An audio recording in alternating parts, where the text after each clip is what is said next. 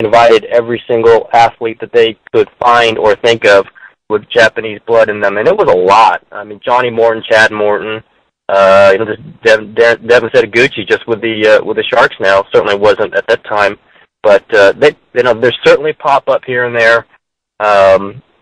It wouldn't be the predominant thing for people of Japanese American ancestry to be in professional sports, but they're out there.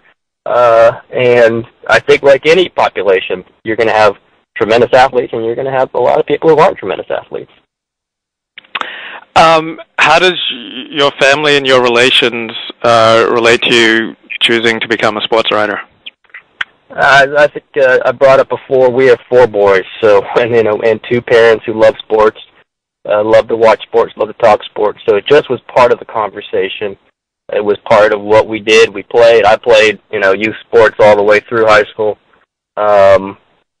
Because it was the conversation, and I'd say mostly my oldest brother, who is a lawyer now, but he's the one who, when he was in law school, and I think I was in high school, whenever that was, and he was listening to me say I wanted to be a lawyer.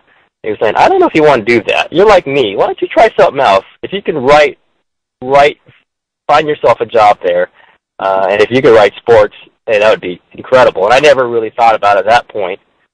But once I got to college and I saw the other choices, and I was in journalism school, and it just made a little bit of decision, am I going to be a rock and roll critic, or am I going to be a sports writer? Let's try sports writer, and it just took off from there. So I think I still credit and blame my brother for that, because he was saying, you may not want the law school thing. Try something else. Then if you like it, you'll know, and you'll stay there. And if you don't like it, you can always come back to law.